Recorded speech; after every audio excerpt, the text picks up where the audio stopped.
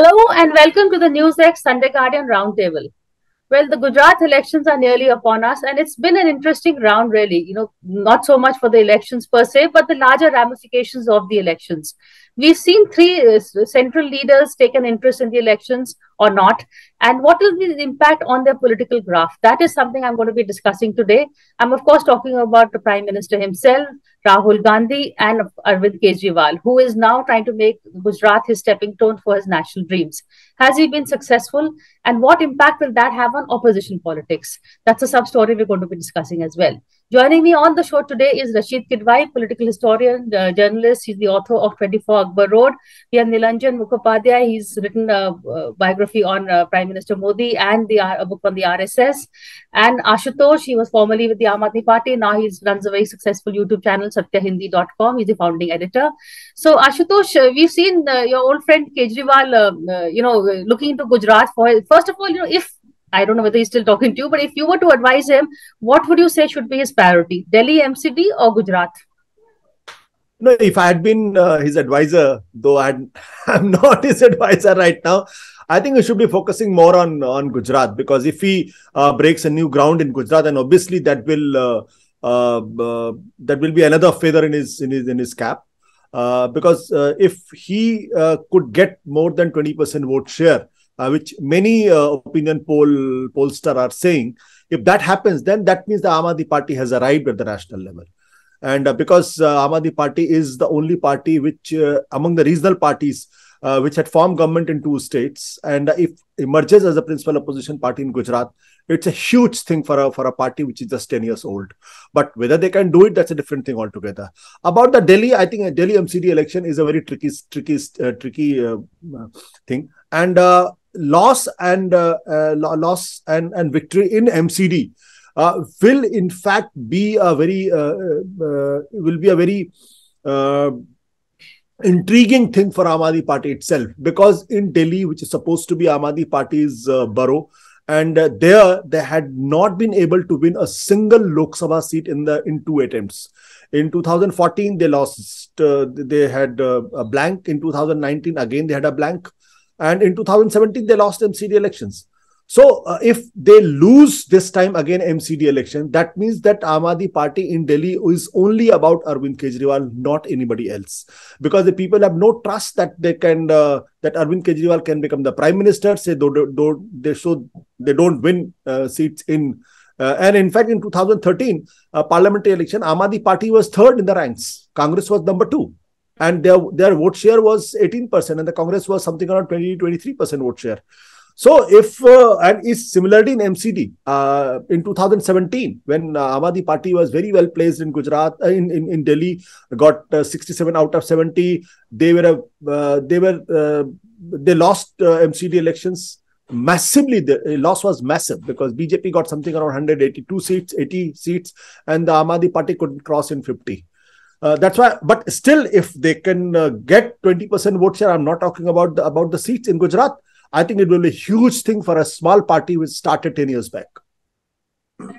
Rashid, which brings us to the Congress, because I think the fight in Gujarat is not who wins the state, but who becomes the principal opposition party. And I was in fact talking to Yashwant Deshmukh the other day, and he's saying that pehli bari anti-incumbency principal opposition ke khilaf hai rather than the government. I don't know how true that is, but perception-wise, there is a lot of resentment that Congress didn't cap on its 77 seats that they got in the last election. Priya, I don't think so. I don't agree with Mr. Yashwant Deshmukh's analysis. It's a very interesting election that been fought. And if you look at the classical, Westminster style of parliamentary democracy, that is how elections should be fought. All assembly elections should be fought in a similar manner, where there is a local leadership, local issues, etc. Because after all, it's about, who would be there as chief minister in Gandhinagar, not someone who's sitting in, in Delhi, in Prime Minister's office or in Home Minister's office. So this is a thing, and I think, whatever people may say about the Congress party, I think Congress is going through a transition period where there was an over-dependence on the Gandhis. Now, suddenly the message from Rahul Gandhi is that ab apne पैरों पे खड़े हो. The Congress is mentally, psychologically is not prepared to do so. That's why you see, whether it's Rajasthan or everywhere, there is a thing that, look at Gandhis. So, this will be a good test, whether it's in Himachal or in Gujarat, where the Congress stand on its own, so to say, minus Gandhi's. So it's an interesting thing. I think Congress is experimenting a lot because they have nothing to lose. The Aam Aadmi Party is very high on bravado. They want to do everything. They are there in every election. They were there in Goa. They want to win all over India. As Ashutosh was saying, they don't have a single. I think MCT election is very crucial for them because if they lose again, I mean, I would be more interested as a kind of citizen. If they win MCT, then there'll be a greater, accountability for Mr. Arvind Kejriwal. Remember, the limits of municipality and state in a place like Delhi, it often gets blurred. We do not know, whose domain is there. So therefore, there will be a real accountability in terms of sanitation or any other aspect. So therefore, I think Mr. Arvind Kejriwal and AAP would gain more than if they can win BJP, MCD from Delhi rather than getting 10 odd seats in Gujarat. Nilanjan, your take on this Arvind Kejriwal versus Rahul Gandhi stakes?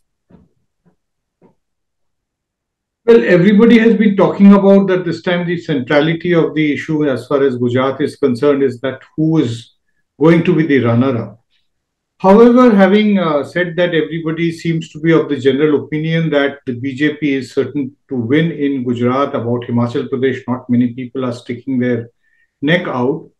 There is something very intriguing which I have noticed in the last few weeks, which was actually happening all the time in the background, but we were really not taking note of it. Is that if the BJP is so very comfortable in Gujarat that it has actually won the race before the starter has fired the starting gun, why is it that the BJP wishes to go back in Gujarat to the issue which it says that had been left behind 20 years back? I'm talking about the refrain of 2002. This has come up all the time in the speeches of Mr. Amit Shah, of the Prime Minister himself. Then we can also look at the efforts made by the BJP and the central government or the state government in recent months to somehow or the other bring back 2002 narrative and convey the sense to its majoritarian voters that we have actually been able to take revenge for what happened in Godhra, or prior to that, the entire politics of appeasement. You've had issues like, the Naroda Patia convict's daughter being given a ticket from the BJP. You have had, of course, the remission in the Bilkis Bano case. And then why are you surprised, Nilanjan? They always go to this emotional... Most importantly is that, that after the Supreme Court verdict dismissing, the petition to revive the SIT, thereafter there was a witch hunt against Teesta Setalwad, Sri Kumar and Sanjeev Bhatt. So somehow or the other, BJP has actually made a very concerted effort to bring back 2002, which means that it really does not have any positives to talk about. That means that the BJP will win only if there is a very strong polarizing current in Gujarat, which I don't think as a political party speaks very highly of the BJP post 2014, because it shows that it still remains primarily a remote controlled territory. That is the basic problem with the BJP. But Ashutosh, I am not so surprised because, emotion wins elections rather than development. This is something even Ashutosh told me. Said, मैं अपने highway और expressway के बात कर रहा था, वो शमशान घाट और वो, they were talking about Diwali and Eid, etc. So this is how, BJP plays on its majoritarian emotion, which could, with its whole divisive subtext. Arvind Kejriwal versus Rahul Gandhi. How do you view Rahul Gandhi's tactics, Ashutosh? You're on mute. First of all, about the Modi and the BJP. See, Gujarat is supposed to be the BJP's Hindutva laboratory. But issue is whether this laboratory was built on development or built on Hindutva. My opinion is that this was built on Hindutva and propaganda. There's no development. Gujarat has always been a prosperous state. Gujarat has a great highways all through, and Gujarat has certain amount of GDP which is comparable to the very well developed states like Tamil Nadu and Karnataka and Maharashtra. So Gujarat, but Modi successfully sold that he was architect of the Gujarat development, which is not a reality in my opinion. But when he left Gujarat and he became the prime minister, in the last 7-8 years, Gujarat has seen 3 chief ministers. And last time, he not only changed the chief minister, he got somebody who was totally new. Entire cabinet is new. What was the need for that? Nobody changes its winning horse. So you are changing the winning horse at the last minute. That means there is something seriously wrong. So that's one point. Second point is, I agree partly with Nilanjan Da that those who are saying that it will be very comfortable win for the BJP, I'm not guessing that whether the BJP is going to win or lose. But BJP cannot win Gujarat without Hindutva, without Gujarati nationalism, Gujarat Narendra Modi. You remove Narendra Modi from the Gujarat and you will see BJP coming back to 30-40 seats, not more than that. Anybody who's saying that Anandiben Patel's chief minister, she was a brilliant, I don't agree with that. Anybody who say that the Rupani's chief minister, she was a brilliant, I do not agree with that. If anybody say that the Bhupendra Patel is brilliant, I do not agree with that. It's all run from the Delhi, and if any mess up is happening in Gujarat, it's because of the central leadership. About Rahul Gandhi, I think Rahul Gandhi has made a very sensible decision, not going to Gujarat, because right now, Congress should be focusing on the long-term cure for the Congress party, not the short-term gains. So in the short term, you can win election and the lose election. What happened after winning three elections in Madhya Pradesh, Rajasthan, and Chhattisgarh, where the Congress is nowhere? So winning election is important, but winning election is also a subsidiary to long-term cure. I think Bharat Jodo Yatra is a first serious attempt by the Rahul Gandhi and the Congress party to look for the long-term solution. If that happens, I think that will be good for the Congress, not just winning and losing election here and there. Rahul Gandhi's strategy of keeping away Rashid, we discussed this earlier. In fact, you pointed out that actually this has helped the Congress because the narrative is not Rahul Modi, but maybe issues, maybe door to door. But at some point, he has to, re-enter the political scenario. Absolutely. I think, Priya, we all know that politics is one political party and political leadership is all about winning elections. So everything will have a bearing in the sense that if Congress fails to, win Himachal, if Congress fails to get, 70 odd seats in Gujarat, etc. So everything has a bearing, and Rahul Gandhi will pay a kind of political price. I think the BJP is quite unhappy with this Rahul Gandhi's kind of aloofness and sense of detachment and all. We do not know what will be the outcome of Gujarat elections, but as things stand, the BJP is finding it very difficult to, get the election going on its pitch. I mean, on the one hand, there is double engine ki sarkar, there is a lot of supposedly from stadium to, the statue of Sardar Patel, etc. A lot of development is taking place in Gujarat, but the BJP is not selling. BJP is trying to sell that same thing, that Hindu-Muslim narrative, and they are trying to latch on to this, what Mallikarjun Kharge says about, 100 head of Ravana, etc. Without realizing that this is the articulation problem. And Ravana didn't have 100 heads. And secondly, Mr. Kharge was trying to make a point about, that Prime Minister being involved in municipal elections and state elections, etc. But the Congress story is exciting, I would say, but not necessarily promising. It may boomerang. All this Bharat Jodo Yatra and all is very good and optimistic. The company Teen Vandar is actually doing all this tamasha.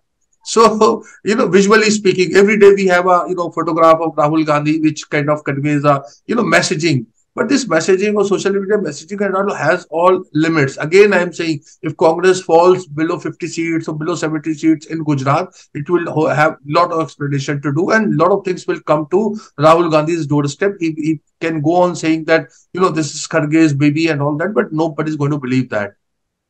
I thought you wanted to come in. No, I just wanted to say one thing, that I think sometimes we are getting unnecessarily harsh on the Congress party. No disrespect to Rashid Bhai. The fact of the matter is that in London, when the Conservative Party were in power for 16 years, 11 of Margaret Thatcher and 6 of John Major, then Labour Party to come back had to reinvent itself. If the Congress party has to come back, then it has to reinvent itself. It has to be a new Congress party led by the new leadership, led by new articulation. Otherwise, a small winner here will not take Congress anywhere. I think that this Bharat Jodo Yatra has done one great thing for the Rahul Gandhi, that now nobody is calling him a pappu. That was something which was going against Congress party, against Rahul Gandhi. And if he's taken as a serious politician, either the first step Congress party has taken is good and the positive in that. But yes, it needs a lot of follow-up actions. Your take on Rahul Gandhi's the Yatra politics? Well, first is, that I simply cannot miss, making a smart one at Ashutosh. I now finally know that what he does after his day's work is done. He has been watching Crown. Yes. Because even I have been watching Crown, and I have also very closely monitored that entire construct as to how Tony Blair came up, and he was able to defeat the Conservatives with the slogan of New Labour, New Britain. The first thing it rung my bell that did Mr. Modi copy New India's idea from Tony Blair's book? I immediately decided to pull out, and get hold of, one of the authors, who also wrote on Lance Price, who also wrote on Mr. Modi. He was actually originally Mr. Blair's party, to find out that if Indian political leaders have anything to learn from the manner in which a very deeply entrenched party can be defeated. Mr. Modi, let's jokes aside, must remember that he actually voted out or secured that the party which had been in power for 10 years was voted out. So a similar kind of strategy has to be adopted by whoever comes to power at the center at some point in India. I do not think that the BJP is here, till eternity to be the ruling party in India. So somebody will have to actually go in for a complete kind of reinvention. I am not very sure whether the kind of reinvention which is being done through the Bharat Jodo Yatra is actually going to work, because along with social campaigns, which actually talk about ideas and talk about, a subliminal, change of, increase of inclusiveness back into Indian politics, you also have to have some kind of a mass movement. So the Congress has to actually go beyond Bharat Jodo and actually start identifying issues and build mass movements. There is actually, look at what is happening in China. It is not a coordinated mass movement, but it has shaken a regime much more stronger than what we see in India today. So you have to go in for mass movements. Does Rahul Gandhi have it within him to actually lead a mass movement? Can there be yet another Anna moment in India?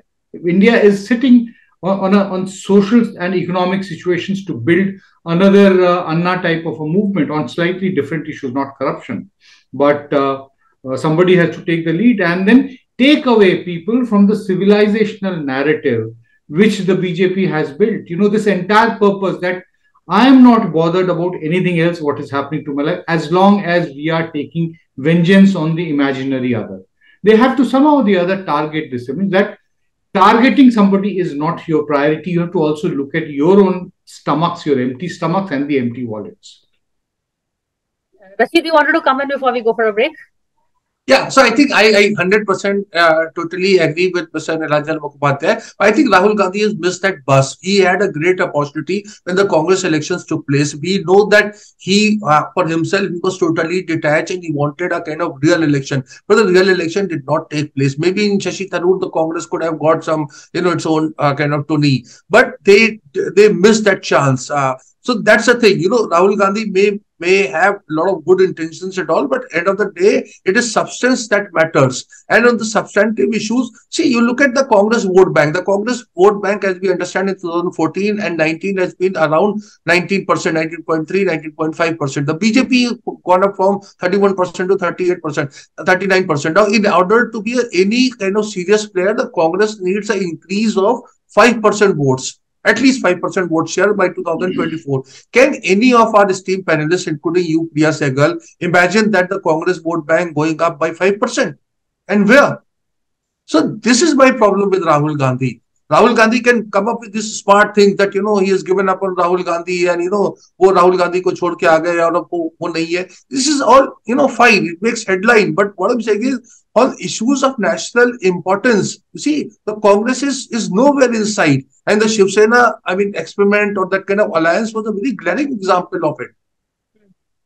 I'm going to take a break and come back on this. Rahul Gandhi has given up on Rahul Gandhi comment. So if he's given up on Rahul Gandhi, then what has he taken up on? Ashutosh, I'm going to come to you with this question, but after a quick break.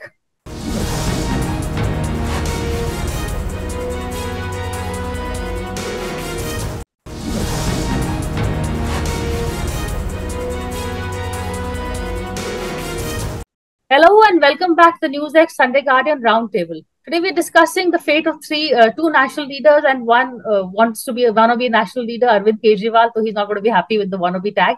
But what are their ambitions as linked to the current round of assembly polls?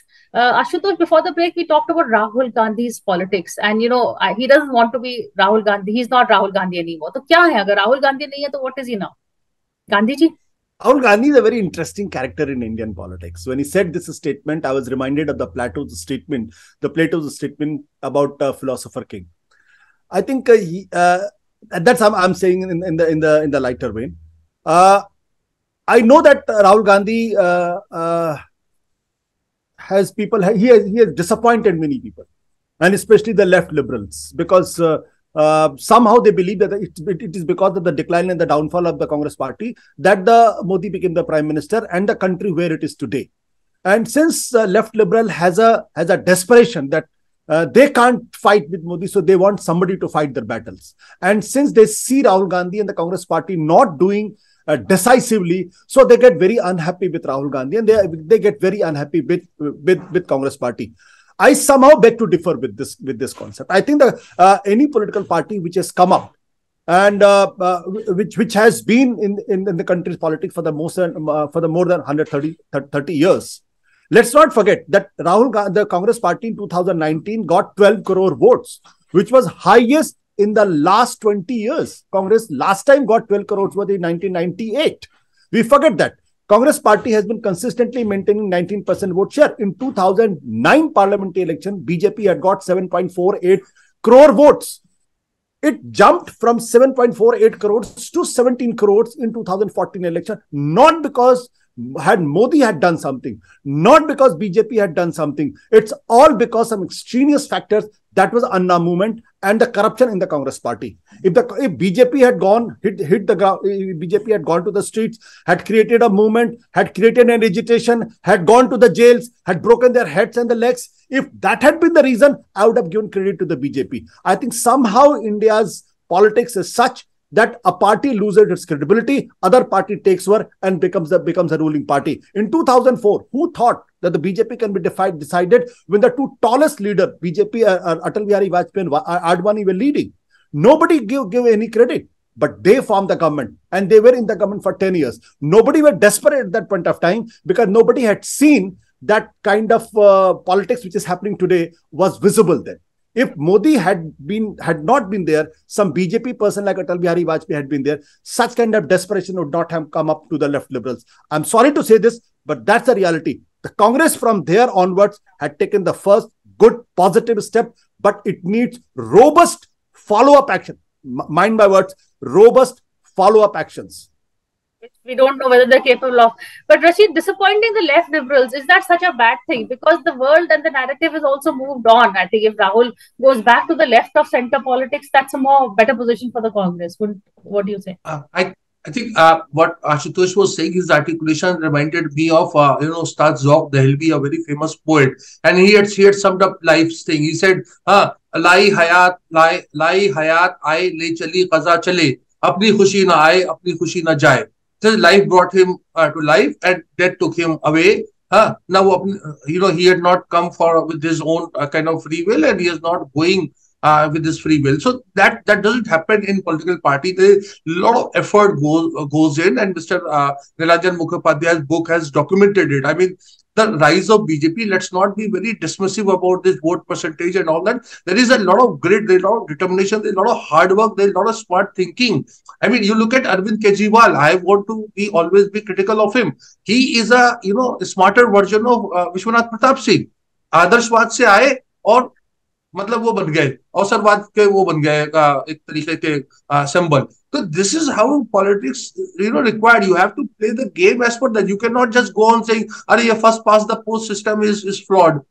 First past the post system is flawed. I understand, but it was flawed in the time of Nehru also, in time of Indira Gandhi also, in time of Rajiv Gandhi also. So Rajiv Gandhi did get 50% votes. So I am saying that this we have to be in the existing. Politics is art of the possible. He can't afford. Rahul Gandhi cannot afford to be a philosopher. So you quickly, because then we're totally out of time, and I want to give Nilanjan. No, I only beg to differ with the Rashid Bhai for the simple reason because in pre-2014, BJP did nothing. They became a colossal election machine after 2014 with the help of the state apparatus. Tell me one single example that BJP did, which was reason for the BJP's comeback in 2014. Not one. Not one. I'm saying this. They had in a mess in 2009 when the Gang of Four was thrown away. Nitin Gadkari was brought in, and stories were planted against Nitin Gadkari. Who were planting? Everybody knew that the BJP was at loggerhead with each other. The local leaders were fighting among each other. Suddenly, Anna movement happened. So, if BJP had gone to the street, has created a movement and agitation, had come back, I would have given credit. But yes, after 2014, they used state power, they used their imagination, they used their ideology, they used the propaganda, they used social media, they use the OBCs and others in their fold. And today they are a colossal party. That's a smart politics. But smart politics, not in 2014. That's my submission. Okay. Nilanjan, I like Rashid's comment on comparing Arvind Kejriwal to Vishwanath Pratap Singh, but I'll give you the final word on, to sum up that debate. No, just a quick thing, I'll just advance, what Ashutosh was saying, that the BJP did nothing prior to 2014. I would say that the BJP actually did nothing prior to 2011. That is the time when Modi started sensing that he has a chance to become the Prime Minister. That's when you wrote your book, or you started writing. I started work on the book late 2011 after having seen him taking out the, that yatra which he took out, Sadbhavna Yatra, that is in 2011. When he denied Advani to come into Gujarat with his yatra, I said that he's actually become bigger than Advani. That was the moment when I decided a book on Modi is possibly being called for, So what I am saying is that prior to the election campaign being launched in a big way in 2013, BJP had already controlled the information. Modi had the foresight to understand that social media will become a major platform for contesting elections. So somebody has to come out with the foresight to be able to see that what will be there in 2024, and plan accordingly for that. It need not be only the kind of standard political mobilization which goes. Political mobilization is being done, in multiple ways. It's essentially a question that how do you sit in the minds of people? Modi was able to do it prior to actually becoming the formal prime ministerial candidate of the BJP. If you remember, all three of us would remember, all four of us in fact would remember, that in 2013 when the RSS finally gave the Hari Jhandi to Modi, people felt openly that had they not done, then he would have walked away with the RSS. So leaders can actually create opportunities for them even when others are not giving it to them. So Rahul Gandhi, that leader, we're totally out of time, so we are overshot. Just 10 seconds. I think let's not forget the Congress was so discredited because of the corruption charges that any leader had a little bit of imagination would have formed the government. In 2014, the result was the mandate was not for Modi, but mandate was for the Congress exit. Congress lost the poll then. It was so badly discredited that the Sheila Dikshit lost in Delhi. Imagine something like that. She was an excellent chief minister and nobody should blame her. But it is because of the central party, because of the corruption charges that she lost in Delhi. There's a side thing to Kejriwal also, not just to Modi. Message on Ashutosh. Rashid, Priya, very quickly, I think what we're talking about, Mr. Mukhopadhyay was saying about 2011 onwards, I would lead on Arvind Kejriwal's statement, what he had said. I mean, he keeps saying, "Sab mile hue hain ji." We must give greater importance to that, and it actually requires a volume. Volume we don't have because we are out of time, but I would we do have a series, so we can call you back again soon, I hope. And let's see what happens in Gujarat. All eyes on that crucial elections and the Delhi MCD polls, of course, and not the state of Himachal. But thank you all for this conversation, and we'll see you again soon next week. Thank you.